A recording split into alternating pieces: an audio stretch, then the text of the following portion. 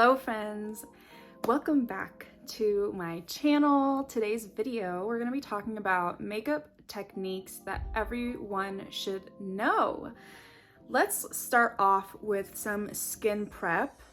And of course, as per usual, all of the products that I'm going to be using will be in the description box down below if you're wondering. Starting off with skin prep, some techniques that you should know. When you apply your skincare, always let it sit and sink into your skin 30 to 45 minutes before applying makeup.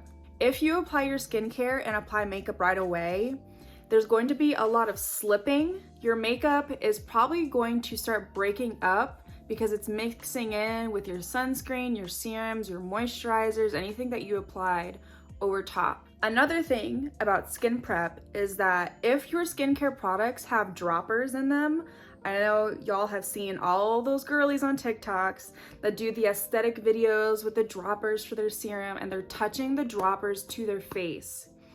Avoid touching any droppers or any caps, any openings of your skincare products to your face. And the reason being is because any bacteria from acne, any sebum, any dirt that could possibly be on your skin, even if it's old makeup, old skincare, is going to enter your skincare product and fester and germinate and all of that good stuff in your skincare product and going to contaminate it. For those of you with oily skin, this next technique is specifically for you.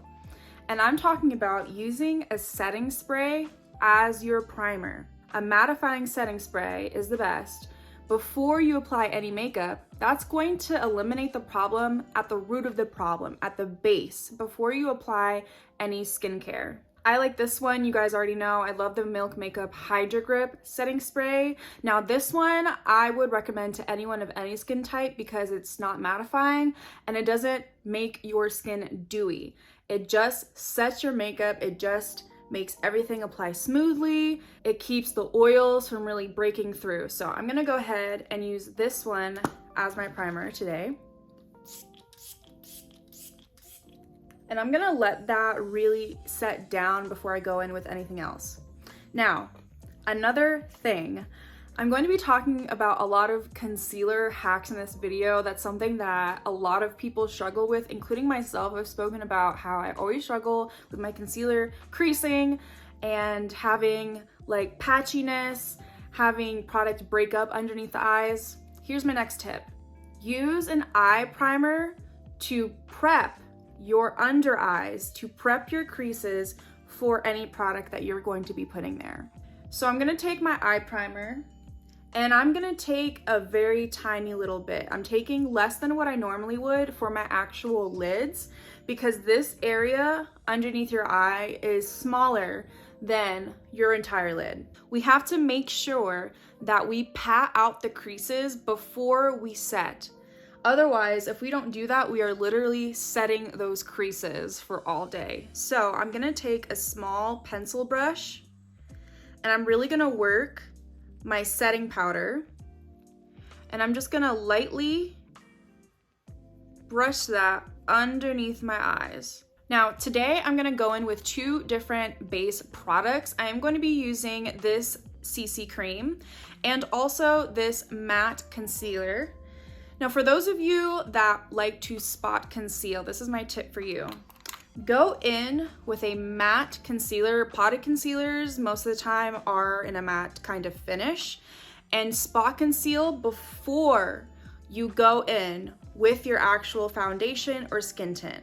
I also really like that this one comes with a spatula because I don't want to contaminate the container that this is in, especially because this little spatula is touching active acne that I have. Now the reason that I'm using a matte product is because if I go in with say like the Cosrx Revealer Concealer, which is a very dewy concealer on top of my acne, it's going to reflect the light and my acne is going to be more noticeable actually if I go in with a concealer like that. When I'm going in with a matte concealer on top of spots that I don't want to be seen, it's not going to reflect the light and it's easier to cover it up. Also, sometimes your acne can disperse oils, sebum, all of that great stuff, and a matte type of coverage product is just going to help that last longer on top of the acne spot. And also when I'm blending the product, especially when it comes to foundation as well, when I blend product on my face, I either tap in place for the most coverage, or with my foundation, I'm going to blend downwards. The reason that I'm blending downwards is if I'm trying to buff or kind of haphazardly blending the product all over my face, I'm going to be lifting up any little hairs or any little pieces of texture, dry skin on my skin, and that's going to emphasize those little hairs, the dry patches. So we blend down to lay everything flat on the face. And before I go in with my foundation, I am going to set these spots that I covered up with a setting powder. Now this next tip, I also apply the same logic when I'm doing my concealer, is I actually like to let the product sit on my skin for two reasons. One reason is, like I was saying before, to let the product warm up to my skin. That makes it easier to melt in and blend in with my skin texture. But also, I do this because I want to get the most full coverage out of the products that I'm using, and I find that letting it sit a little bit and then blending in place helps to maintain the highest coverage possible, even if it is a lighter coverage product. Especially if you are using a sponge. Sponges tend to soak up a lot of product, and when you let it sit, it doesn't do that as much. Now, let's talk about concealer. Creasing underneath the eyes is a huge issue. Everyone has probably dealt with it. Here's a couple of things before we even put concealer on our face to think about. I also avoid putting any foundation or primer, other than the eye primer, but like your face primer, in this area.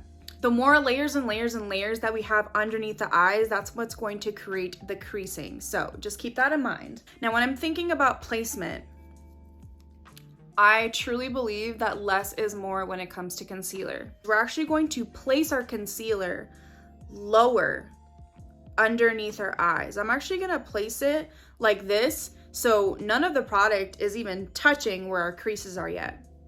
I also do like to highlight this point. This is just a little lifting kind of technique if we're thinking about shaping the face. I like to highlight this part. Now for blending out concealer, so pinching my sponge, and I'm literally going to blend in place. Now I'm gonna start to blend side to side a little bit. And I am going to bring my concealer up just a little bit because of course I still have some darkness up here that I do want to cover up. But by doing this, I'm ensuring that the least amount of product is actually going to be touching where the creases and the folds of my eyes are, which means that it's going to be less likely that product is going to be creasing. Okay, my concealer is blended out. Now let's talk about setting. There are two different types of powders that you can use to set your face. One is an actual setting powder. So in my opinion, a loose powder is the best to use underneath the eyes. Then you have what is called a finishing powder. A good example of that would be my e.l.f. Prime and Stay finishing powder. What a finishing powder does in comparison to a setting powder is it's going to add a little bit of coverage, and it's going to really blur and smooth wherever you place that product. While as a setting powder, it doesn't necessarily have color, but its purpose is to set the makeup. Its sole purpose is to keep your makeup from creasing, from moving. So I'm tapping a little bit of my setting powder into the cap. And like I said before, when we first primed our under eyes, I'm going to tap out any creases that have formed. With the oily girls, I actually recommend you setting with a dry sponge as opposed to a wet sponge. But because I have dry skin, I like to use my damp sponge. So I'm gonna pinch my sponge again, just like we did before. And just with the tip of the sponge, I'm going to coat it in the setting powder and tap any excess setting powder into the cap. Now I'm gonna hold my mirror higher up, and I'm going to turn my sponge to the side so I can get right up in that area. Just like that. Then what I like to do is kind of a version of back blending. I'm gonna take the excess of that, and I'm actually gonna start at the bottom of where I put my concealer and work up.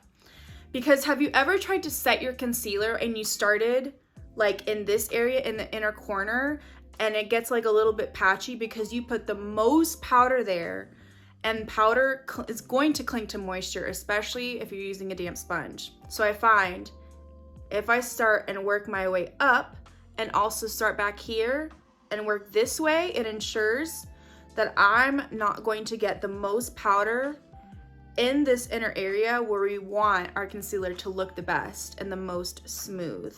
And generally, I always think it's better just to work with less small, thin layers and then build it up as needed. Let's talk about contouring your nose. Now, generally, what we see on TikTok and Instagram is we see people contouring their entire nose. Now, here's why I don't recommend doing that. My nose, for instance, my nose actually points like more towards this direction. It's not completely straight. I mean, no one's face is absolutely symmetrical. So if I wanted to contour my nose, which the purpose of contouring is to straighten out your nose, is to make your nose into a certain shape. So if I wanted to straighten out my nose, because I know my nose points this way, then I would apply the most contour right here. So that would mean we're creating a shadow to align my nose so that it points more straight, with the illusion that it points more straight. Even if you are just trying to make your nose a little bit thinner, you're going to only put product at the largest part of your nose. I would put most of my contour right here because my nose does start to widen towards the bottom of my nose. Blend downwards. I'm not gonna bring any up here. I'm not gonna bring it up here. Just right here, because this is the widest part of my nose, and that alone in itself will make my nose look smaller than it is. Okay, I have my blush and highlighter on. My next tip for you guys is using blush as bronzer. I've recently spoken about this, but for those of you who have trouble color coordinating to find colors that match together on your face to look cohesive, it can be hard to find the right color bronzer to go with your blush, to figure out what blush to use with the bronzer that you're wearing, with the highlighter, even your eyes. So putting blush as bronzer, I mostly just put it right here on the sides of my forehead. Sometimes I do go in a little bit on the nose, and I haven't put in any excess product because I just want a very light wash of this. Depending on your preference, you can go in more. It's really up to you. But this just makes the look a little bit more cohesive. And especially if you just can't find a bronzer that seems to be the right color, use blush as bronzer. You can even use it in this area. You can take a darker blush and literally put it where you normally put contour and bronzer, then go in with a brighter, lighter blush as your actual blush, and that does contour your face. I also really recommend getting multi-use products like this one from Milk Makeup, the Lip and Cheek Blush Stick. So that way, if you can't decide, if you don't know what lip color to go in with, that can be really hard to color match, I just like to use the same products on my lips and my cheeks, so you don't even have to think about it. You add a darker lip liner, and there you're guaranteed to have a cohesive look. Okay, so let's talk about some techniques for your eyes. So we want to use brushes that are gonna match the area that we're working with. So because this area is really small, just this tiny little triangle that I've created, that means that I'm going to use a small brush that's about the same size. That's going to help blend this the most. I don't want to go in with a really big blending brush like this one. This one is clearly way too big for the area and for the amount of product that I have placed. And it's not really going to do a good job of blending. Like, see, I'm gonna try to blend it with this big brush. It's not really moving anywhere. So I'm gonna go in with this little pencil smudge brush. And another technique, especially for those of you who overblend and get way too much eyeshadow, more than you want, like especially in this area or underneath your eyes, I like to use the technique called back blending, which means we're going to blend inwards instead of what we mostly do with eyeshadow, which is outwards blending. Now, I could keep using this little smudge brush when I go in with my powder eyeshadow, but I do want to smoke out this pencil a little bit. So I'm gonna size up just a little bit with my brushes. In general, when it comes to blending eyeshadow, I always recommend starting with the smallest brush first and slowly working your way up to a big fluffy blending brush. I'm going to brighten this part, highlight this part with a light cream shade. And especially if you don't want to go very dark, using a lighter shade on the other parts of your eye, basically highlighting, I could highlight on the top, I could highlight the brow bone, I'm highlighting the lid, I could highlight the inner corner, I could even highlight underneath with a lighter shadow like this one without having to deepen this up anymore. It's all about illusions, it's just all about creating the contrast that's going to make this depth that we added look darker than it is. My next tip is for mascara.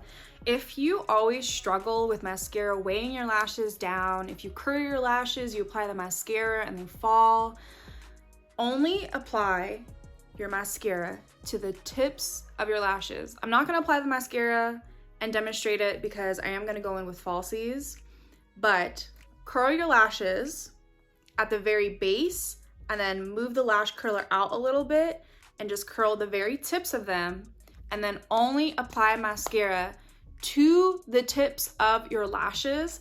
That way there's not as much product weighing your lashes down. So in conjunction with that mascara technique, if you're worried about your lashes looking a little weird because you're not coating the entire lash, tight line your lash line with a dark colored eyeliner, or if you don't feel comfortable doing that, just apply a very thin line with either liquid liner, you can do eyeshadow, pencil eyeliner, whatever's most comfortable, to your top line, and that will create the illusion that you do have something black, something voluminous. It also makes your eyelashes look more voluminous when you tie line or when you apply a thin line of black or brown or whatever to the top of your lash line.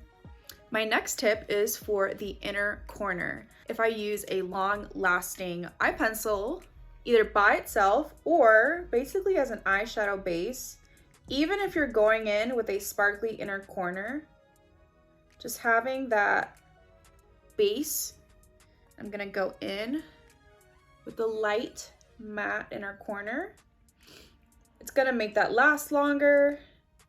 It's not going to disappear, and whatever you put on top is really gonna stick. Moving on to eyebrows, I always take a spoolie, a clean spoolie, and before I put any product in my eyebrows, I like to back blend. So I do go the opposite direction and just make sure that there's no product, any powder, any foundation, your sunscreen, anything that could have gotten caught. So today I am going in with an eye pencil, and I use the technique of back blending on my eyebrows every single time that I use eyebrow products, even if it's a gel. I like to back blend because it ensures that that product is actually reaching the skin underneath my hairs instead of just being caught on the hairs, and they're more likely just to disappear throughout the day if they're only touching the hairs. So back blending will ensure that I'm actually reaching the destination. Now I'm gonna go in with my eyebrow gel. And again, I am going to back blend with the brush. I'm going to coat the underside of those hairs that don't get coated when I'm going this way. And you can even use the flat side of a pair of tweezers.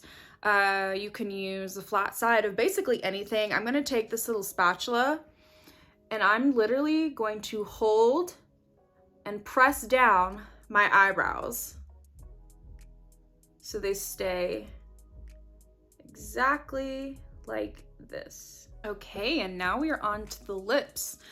So if you do want to overline your lips, I recommend only overlining your cupid's bow and right underneath your bottom lip, because naturally our lips do come to a point, no matter what your lip shape is, no matter how big your lips are, everyone's lips do come to a point right here in the corner of our mouth.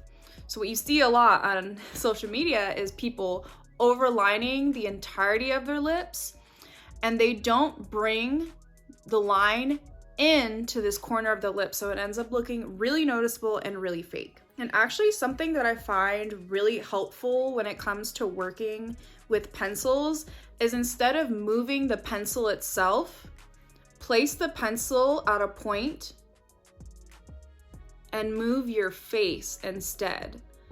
So just keep the pencil still and move your face against the pencil. I find that way easier than trying to move a shaky hand across your lips to try to get an even line. I also find, especially for the bottom lip, I actually struggle with my bottom lip more so than the top, is I take the point of my lip liner, connect it to the point of my mouth, and I actually have it flat. I don't have it at this angle where the point is like this. I've actually laid the pencil flat against my lips. And again, I'm gonna keep the pencil in place, but I'm going to move my head to create the line.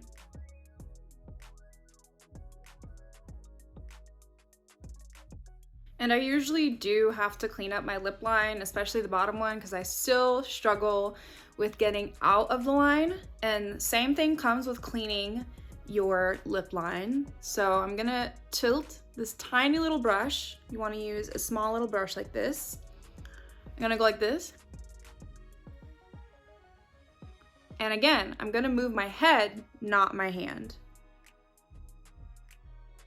Okay guys, those are all of the makeup techniques I have to share with you today. I do have a couple more up my sleeve, so if you're interested in a part 2 to makeup techniques that everyone should know, like this video, comment, subscribe, you already know the drill. If you have any questions about what I talked about today, if there's anything that I didn't talk about, any techniques, tips that you want to know about makeup related, then feel free to comment down below. I always answer all of my comments. My social media is also listed in the description box, so you can feel free to message me there. Those are always open. I am sending you guys so much love and light, and I will see you in the next one. Bye!